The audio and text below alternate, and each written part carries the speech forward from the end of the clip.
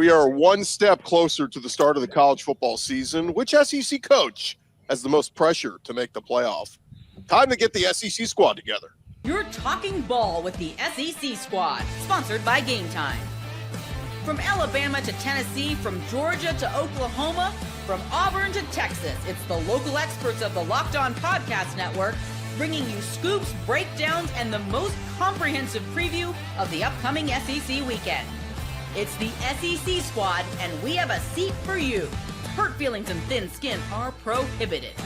Squad up, you're part of the SEC squad. Oh, yeah. Welcome into the SEC squad. Sit back, grab your favorite beverage, and join us as we get you ready for another week talking all things SEC. And as we welcome in our panel, we've got Zach Blackerby, host of Locked On Auburn. Stephen Willis returns, host of Locked On. Woo. Hey, despite what my comment section says, the doctor did confirm that I actually do have a brain. There we go. Oh, yeah, there you go. Great to have Stephen back. Jimmy Stein of Locked On Bama. Corey Burton of Locked On Vandy, John Miller, Locked On Mizzou, and Jay Smith, Locked On Sooners. I'm Chris Gordy, host of Locked On SEC. And fellas, it is official. We have crossed the offseason Rubicon. We are now closer to the college football season than we are to the college football playoff title game. So we are past that halfway point. We're counting down, and the summer months are approaching. And so, thus, I got to start with the question, guys. We found out this week that Texas is going to open the season. We knew they were going to play at Ohio State, but Fox picked it up, and it's the big noon kickoff. Wow. How much do you guys like that? How much do you hate it? I mean, Fox showcasing their best game of the week at 11 a.m. The SEC, we do it right. We put it at night. Can I lead the way on that one? Yeah. So, me and Texas, Oklahoma and Texas have come from the Big 12. We as long-standing members of the SEC, we have despised the fact that the Big 12 have been that disrespectful to their best teams by placing them at an 11 o'clock kickoff where tailgating really isn't going to happen. Well, the Big 10 does the same thing. It is terrible. Big noon kickoff is the worst thing in the world. That is the most disrespectful spot because think about it this way. Especially when it comes to recruiting. If you've got kids trying to come in to do an OV during the season, it's really hard to get there first thing in the morning when you had a game late on a Friday night. Unless you are local, you're screwed when it comes to getting visitors out there. You got to get them to visit afterwards, and it's not as fun. It's so much better when you're in the stadium and you're showing recruits what the environment's going to be when they come there. Nah, Big Ten don't even care, man. And I get that it gets cold up there at night, but come on now. It's so much better. The presentation's always better when it's a top game at night, or at least midday. Give us a 2:30. Give us a 4 o'clock. Give us a 6. But why do they always got to pick freaking noon Eastern time? Because, I mean, that's what, 9 o'clock in the morning when you go to the West? Who's waking? Well, I know college fans are waking up drinking that early, but that's not the point. The point is, this does not need to be happening. We need to exile and get rid of noon kickoffs for big games. That needs to go. Somebody needs to be fired for making that decision. I mean, it really is wild that it's celebrated in some conferences, and then whenever we draw an 11 o'clock kick, it's like, oh, we got the 11 o'clock. Then you try to rationalize it. It's like, okay, well, at least I'll be able to watch the night games after. Yeah. That's what their goal is. It's very odd. As a fan of watching games all day on your TV in your living room, as a fan of doing that, I like having a big game at 11 to watch because now I'm watching a great game at 11, at 2:30, at 6. But I'm really glad, speaking for Alabama and all of my SEC brethren here, I'm glad it's not us. I don't want to play at 11. I don't want to, but I'm cool with sitting in my living room watching big-time teams from the Big 10 and Big 12 play. That's entertaining, but I'm glad it's not us. Exactly. From the consumer perspective, and speaking of consumption, allow me to introduce you to my friends Mimosa and Bloody Mary. You guys are going to be just fine. What am I supposed to do? Do yard work and hang out with my family on a Saturday morning? Ew. Give me more football, marquee football. You guys are missing the point here. Of course, all of Jay's points are totally valid, but as an SEC fan, I don't care. Give me all the good football all day. I'm with Jimmy. Well, and John Miller, I mean, Mizzou's used to playing a lot of 11 a.m. Oh, hey now. Yeah, All I know Vandy, is the one that, you LSU fans in 2020 can't handle that 11 a.m. smoke. I remember that much. Well, Hey, and Texas has a like getting the tailgate all day is what makes the SEC great. Like I've been on campus at Auburn all day for a night kickoff. I've been in Tuscaloosa all day for a night kickoff. It's what makes the SEC great. And, oh, by the way, But you can't drink all day if you don't start in the morning. Thank you. You know what we set up at the tailgates? TVs. We're watching all the big games all day. If your tailgate doesn't have a TV, you suck. You're doing it wrong. You're not gonna have anybody there. Yeah, no. If it's just a tent with some chairs, nobody's staying. Sorry. This Texas game is a low-key, really big game for them because if they lose on the road at Ohio State, they are legitimately on 8-4 watch next season. Oh, no doubt. Yeah, no doubt. But yeah, the noon kickoffs, Really? man, it's disappointing when you draw that game and you cannot tailgate. That's the most fun part for fans and recruits. Jay, you're spot on there. Yeah. Especially the beginning of the season. That's the best part. You want to go out there and enjoy the environment. It's the first weekend, and it's in that to me, because it's Labor Day weekend too. And I think that's the thing that really just makes me want to punch somebody and I want to punt a small child because of that. You really do want to be able to enjoy and bring in the weekend the right way. I mean, I know week 0 exists for some people. I mean, does it exist for us? Do y'all know about week 0? I watch every Have you ever heard of it? Have you ever heard of week 0? If you're a I'll Florida watch every State single fan, one. week 0 was not kind to you last year, but Yeah, it really was not exactly. But at the same time, I'm gonna watch it. Like don't get it twisted. It's football's on television. I'm gonna be So sitting why are on you the couch asking if watching it it. exists or not? But I'm just saying, like, I say that in the way of how many of y'all want to participate in a week 0 game? Oh, dude, no. You see my point exactly. Right. No, but So, I'm going to watch. I'm going you're to gonna watch. watch. So in theory, it doesn't really exist to you, right? You want to participate. Like I said, when it comes to going to the game, Watch it. What do you want to party. That's not participating, Zach. We're talking about being there, excited about it. This is a different story here. I am mad at the fact that we can't party for the first weekend, even though week 0. Let me ask you guys. I mean, by the way, Zach, Auburn might be 0-1 before that game even kicks off because Auburn's playing Baylor on a Friday night. But You would love that, Gordy. No one would love that more than you and Jimmy. 100. Yeah, we'll see. We'll see if that happens. I just wanted to point out: does this work in Texas's favor? Like, would you rather go into the horseshoe because they're going to be hanging the banner and celebrating the national championship and all this at 11 a.m.? Like, I think it's a little bit probably behooves Arch Manning in Texas. You know, Arch making his first start as the full-time starter now. Like, you'd probably prefer this than a night game in the horseshoe. I'd rather play there at noon than at night, 100%, if I'm the away team. Hey, it's a fun game, but it's also relatively meaningless in the college football playoff hunt, in my opinion. Week 1, by the time November comes around, I just don't think the committee is going to factor in the winner of this game all that much, unless it's, a 21-point, convincing type of victory. There's a few of those too at week 1 that has playoff hopefuls there. I mean, you've got this one. You've got LSU and Clemson. yeah, that's Bama, Florida State. Massive game.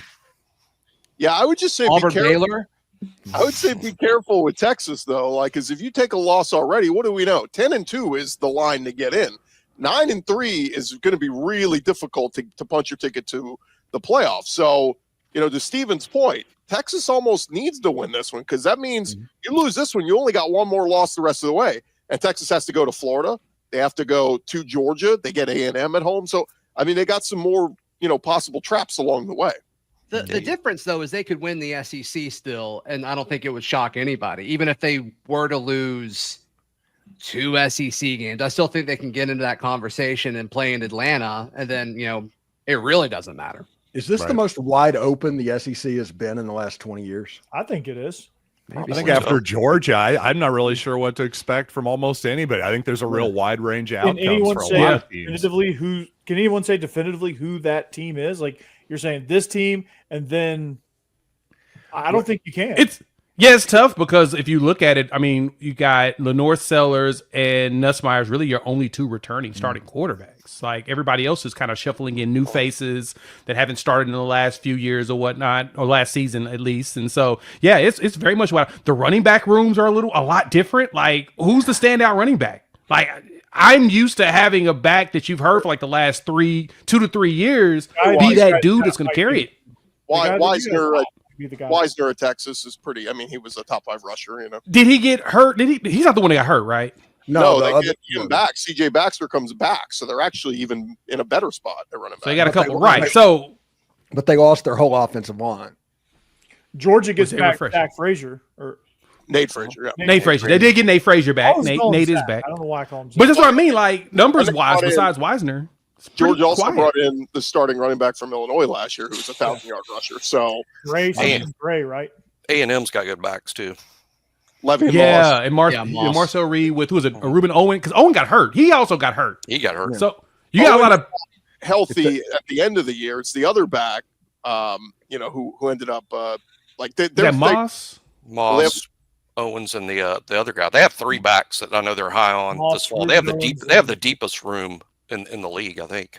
The thing that concerns me is at the end of the year, the coach said, well, we just didn't know how to play zone defense. And it's like, what? You're college athletes. You know, if that's a problem after a full year, I think you have to kind of just wait and see a little bit over the course of the season with them, because not playing zone 13 games into a season. And once Lincoln Riley figured out that they could not man-to-man them, USC owned them in the bowl game. And Amari Daniels, who we were thinking of. So we'll see exactly how they do. But yeah, I'm in very much wait and see mode on Texas 8-4. Well, let's do this, guys. We'll transition. What SEC coach must make the playoff in 2025? The SEC squad talking more ball next. Back to the squad in just a second. But first, guys, the days are getting longer. That weather is warming up, and people are spending a lot more time outside, which means it is the perfect time for you to refresh your outdoor space. Whether you're working with a big backyard, a little tiny balcony, whatever it is, Wayfair has everything you need to make it feel more like you. And Wayfair's massive selection of outdoor essentials, it's going to make it easy for you to transform any space into your ideal summer setup. From comfy conversation sets to sleek dining tables and outdoor decor, they have got it all, and at prices that will fit your budget. You a big SEC fan that wants to sit out on your back porch, sipping some iced tea while the sun sets, grab a new patio dining set and some string lights from Wayfair to help extend your outdoor space. They have got something for everybody. I'm telling you right now, you are going to love it. The delivery is free and hassle-free, even for the big stuff. Whether you're entertaining guests or just relaxing solo, shop Wayfair to help you unwind. Shop from a huge selection of outdoor furniture online. And this summer, get outside with Wayfair. Head to wayfair.com right now. That's WAYFAIR.com. Wayfair, every style, every home. The SEC squad rolls on here. And guys, we posed the question before the break. What SEC head coach must make the playoff in 2025? I'm not talking, I hope he does, or I think he's going to. Who absolutely must make the playoff this year? Steve? I think the pressure is on Lane, because last year, if you go by the NFL draft, if you go by all of that stuff, there was talent to get there. It wasn't that the Ole Miss football team was not good enough. It was the stuff that happened ancillary to the talent on the field, and that is something that Lane has to answer for a little bit. So there is a little bit of pressure on Lane. Now, don't get me wrong. He's not going anywhere. He's about as secure as anybody can get. But what's left for him to do is to win something. He needs to win something. Whenever that happens, he will go up to another level, because at Ole Miss, they've won 10 games, 3 out of the last 4 years. That's an accomplishment that has been done exactly 4 times in the last 50 years. But Lane needs to win something. If that happens, he will move up a tier in the coaching. And I think it's not that he must get there. He really, really needs it. It's his last thing that he needs to get to. I hate to say that the easiest one out of this list is Kalen DeBoer. Yeah. Like, Alabama is not accustomed to this. Yeah. They're not accustomed to missing playoffs. They're not accustomed to being left out. I mean, heck, we got a 12-team field. This is the pressure is now sticking, especially now that he brought in Ryan Grubb to run the offense the way they did at Washington. Because of that, now the pressure is heavier on them. Should it be? No. Is it? Absolutely, is, because that's the tradition there. You don't win 11 games, somebody's probably going to get fired. That is kind of how things happen at Alabama. And it's nothing against them. It's more of the expectations are so high and the tradition is so rich. 10 games, people start getting pissed. Like they start getting annoyed. A second year with 9 wins, the dude's immediately on the hot seat, which is the wildest thing to say. But that is just how things are there. Yeah, that's why you don't want to follow Nick Saban. It's as simple as that. And I agree with you, Jay. I think the two obvious guys to pick here were Kalen DeBoer, and number 2, a similarly high expectation program. I think it's Brian Kelly. At a certain point, he needs something to put in his trophy case too. I'm not saying he's necessarily going to get fired after this season if they go 8-4 or 9-3, but man, he's going to be under a lot of pressure at a certain point. LSU is paying a lot of money for their coaching staff, not just Kelly, by the way. They're paying a lot of money for these portal classes, these high school classes. At a certain point, they're going to want to see something in that trophy case. It's a great call, John, because when you look at it, all 3 of the previous coaches, Saban, Les Miles, and Ed Orgeron, all got to and won a championship by year 4 of being head coach. Brian hasn't been crazy. He won the West in year 1, beat Alabama, great. He had a Heisman Trophy winner, awesome. That next step is making the playoff. You're not even asking him to win a championship, which a lot of people want him to. But the expectation is make the playoff. And I'm with you guys. If Kirby Smart misses it, it sucks. That you didn't get there. That's fine. Tennessee and Josh Heupel, we get it. You lost Nico. Like you run through all the coaches, and really it is DeBoer and Brian Kelly. The heat turns up tremendously if neither of those guys make the playoff. I think everybody else is kind of. I think Sark is up there. I think Sark with all the Arch Manning stuff. I think he's up there. I was going to say take it a step further and not only make the playoff, but make a run in the playoff with Sark. Like go further than he went. Go further than the quarterfinal. Like get to the semifinal. Get to the championship. Make a run because didn't they pay like $35 million for their roster, something like that? $1 billion. You can say any number that was really big, and I'd be like, yeah, that makes sense. 35 Texas. Well, yeah, that sounds about right. Yeah. 35 million reported, but it is funny. Yeah. He did make it to the semis 2 straight years. Look, you keep knocking on the door. Eventually, those Longhorns are like, bro, we got to get to the title game. Yeah, it's like, come on, guys. I mean, and especially if they go 8-4, as Steven, said there was a chance of. I'm a little resistant to that, but it's totally possible. But if they do that with Arch, I mean, they've kind of been patient with Arch Manning, and they said, okay, Quinn Ewers, go all in the draft. We really don't care about you anymore. It's gonna get real. I think that adds some pressure to it. Yeah, I think with Sark and Kirby are expected to get there, but if they don't, I don't know that they're going to get a lot of heat. I think DeBoer and Kelly would get a lot of heat for not making the playoff, and I think that's why they're the right answer. DeBoer's probably outside of some sort of disaster. I don't think DeBoer's going to get a lot of heat from the administration, but the fans that are used to Nick Saban's success, the fans, a huge chunk of them will fire DeBoer if he doesn't make the playoff. I think fans will give up rather quickly. I don't think the administration will, with the size of the buyout. And again, you have to see how the season goes. I mean, 9-3, barely missing the playoff is different than 5-7.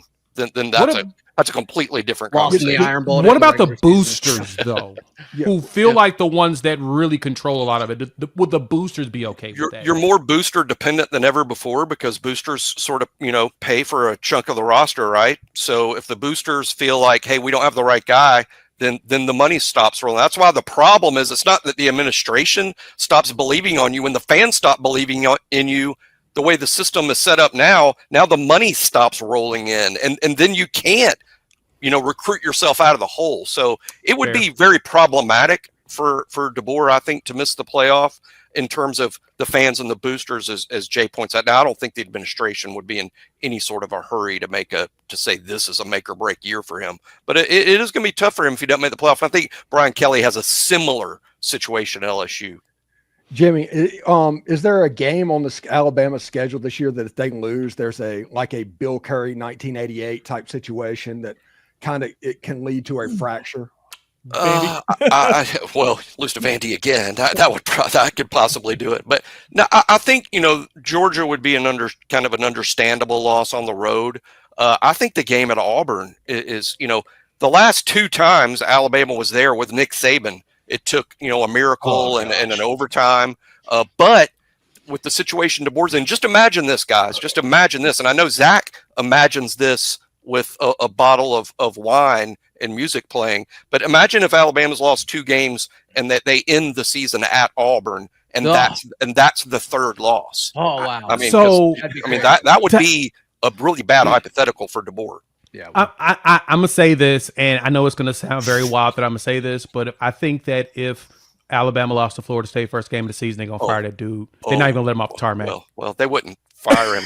There you go. Oh my goodness. I'm like, but the Florida State game feels like that's the one to me. It's like we're on the wrong direction. I do agree with Jay that a loss to Florida State could the wheels could come up because the fans are going to look at Florida State like you just lost to a 2-10 football team. Now that's not really the reality of it.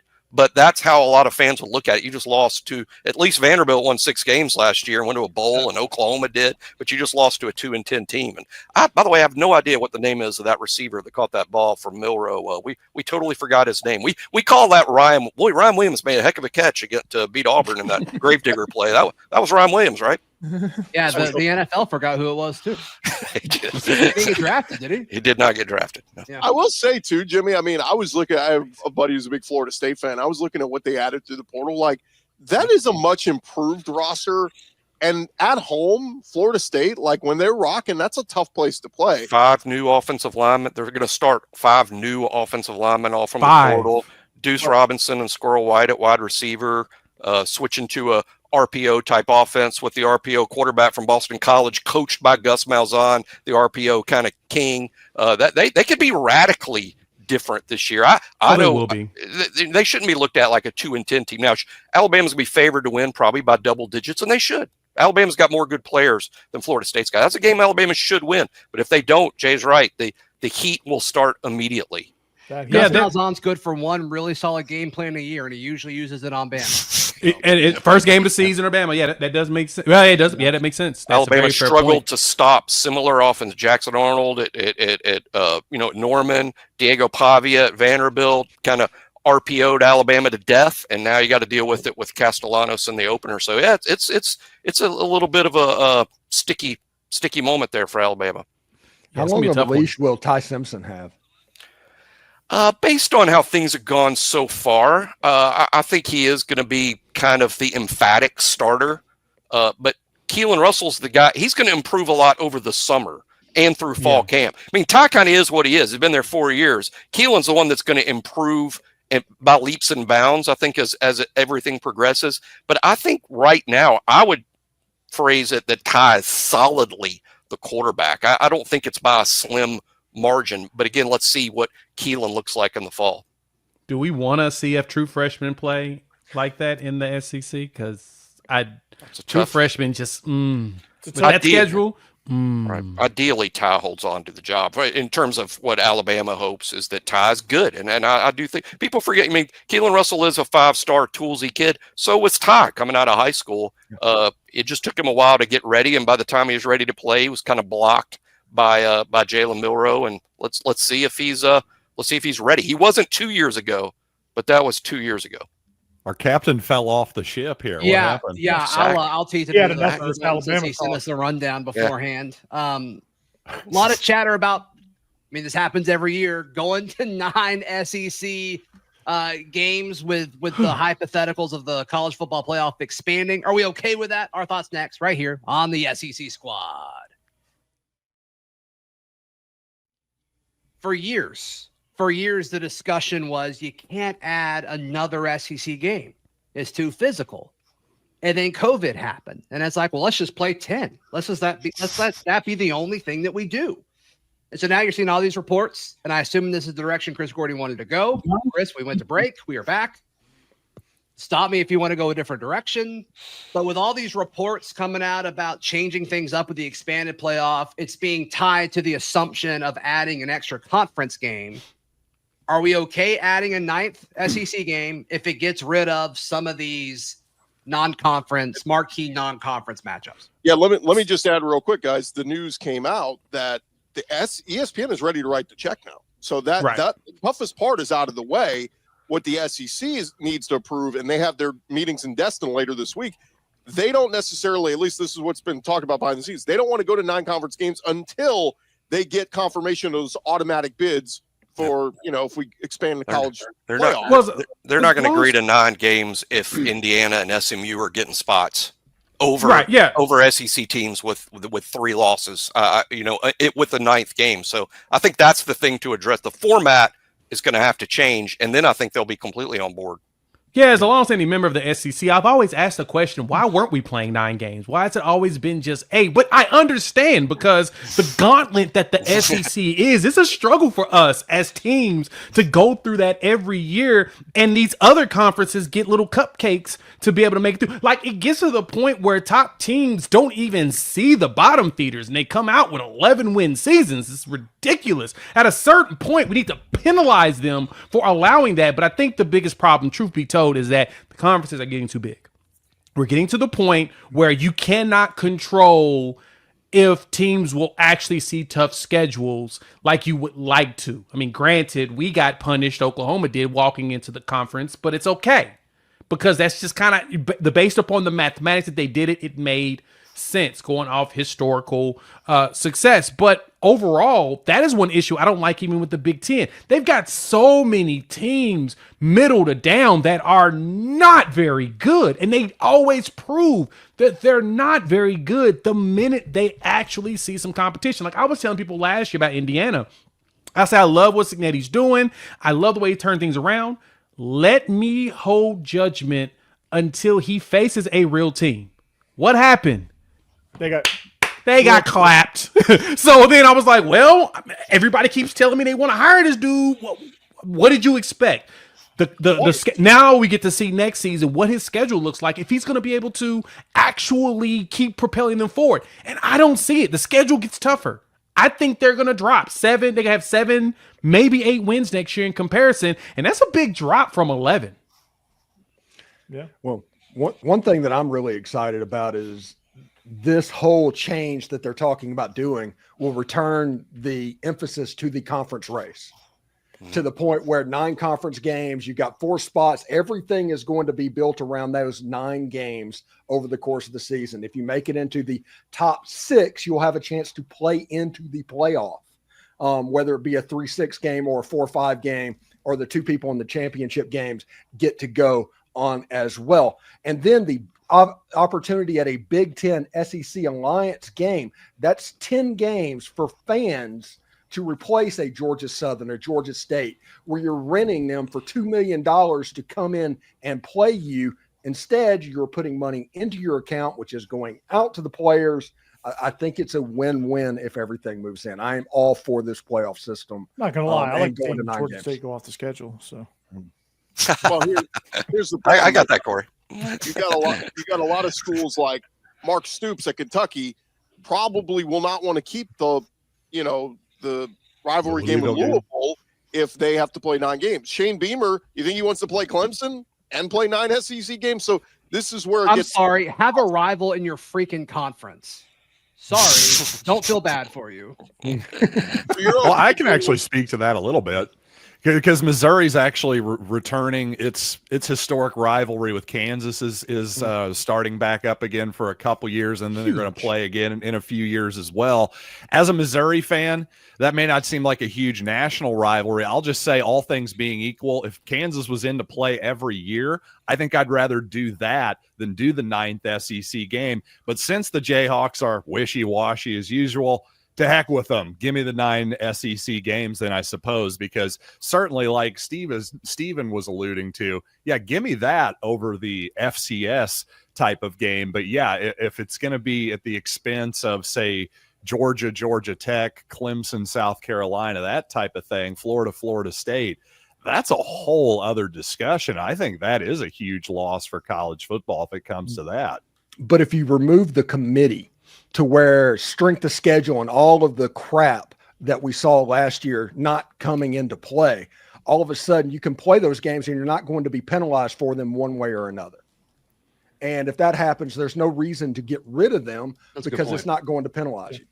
Right. Here's the one thing I'm worried about too. If the thing that seems a little counterintuitive is it seems like, I think even last year I've seen people break this down, that if they have the automatic bids, how they're coming out. In fact, actually the SEC might end up screwing themselves some year, because if you're going to, where you say we got to have 4, but then the ACC and the Big 12 gets 2, well, some years those second teams in those conferences are not going to be better than the 6th or 7th team in the SEC, for example. So I'm confused, frankly, as why Greg Sankey and the rest of the conference is so paranoid about, oh my God, what if the SEC doesn't get our preferred amount of teams in? Under what scenario is that going to happen? And if it happens, well, then I guess they deserved it. I just don't really understand. There's still 3 at-large teams, though, right? Mm-hmm. Yeah. And the SEC if they go to 16. 2 if Notre Dame is in the top 12. Yeah, if they go to 16. Yeah. And we're making special rules for Notre Dame yet again. I love that. Yeah. Well, that's the nightmare is you got in Indiana who avoided all the good teams of the Big Ten, and they get in because they won 11 games, and and so on and so forth. You go down the maybe there's a Houston that goes undefeated in the Big 12, and then maybe you have a Colorado who's a 1-loss Big 12 team. You're just there's going to be years where there's going to be exceptions to the rule. I think just the SEC. This is where I say, guys, just do it 1 through 12. Whoever's ranked at the end of the season 1 through 12. If 6 teams from one conference get in, who cares? I couldn't agree more. Best teams. I don't know why but everybody's got to play fair, and I got to get my share. And my if you win your conference, great. Other than that, Steven, I know what you're about to say. I know what you're about to say, and I agree with you. Basically, a conference championship Saturday being a conference championship game, a 3-6 play-in game, a 4-5 play-in game. That will be the best Saturday going before the playoffs going in. They have a chance to create something a whole lot like the NCAA basketball tournament if they do this right. But they have to be all in. If they are all in, it could work. They're not going to go 1 through 16. They're not going to do that because of the schedule disparity and the fact that why is a Big Ten athletic director who gets money in his pocket on his teams getting in, why is he on the committee? And basically you have a bunch of yes men in a room trying to do that to make as much money as possible. They need to take the committee out of the equation. I am all for this system. But how do you decide who gets in then if there's no committee? 4 automatic qualifiers and the 2 play-in games. That's 6 teams for 4 spots in the SEC. And those tiebreakers will be fun. Yeah. Right. I mean, that's the thing. That's where your scenario of, hey, let's kind of do those play-in type games does make sense for sure on that level. And then another level, why I do like that idea, even though it's really unconventional, at least there's an incentive for those games because right now we're entering a world where the conference actual championships, there isn't really an incentive other than, hey, hang that banner, which is great historically. The problem is now everybody cares about is the college football playoff. Mm-hmm. Your schedule will never be more important under what Steven's by that format. The conference schedule that you play is going to dictate so much. I mean, if you miss Texas and Georgia, but you have Kentucky and South Carolina, and look at what Florida and Oklahoma, are playing right now versus a Texas. It'll be even more important under the new format that we're discussing. But under a 9-game schedule will be different scheduling to where, play more so people. We'll look a little bit differently. Well, what I thought Steven was going to say, because I think he's pro this direction, but just use the BCS or something similar to it instead of a committee for at-large rankings.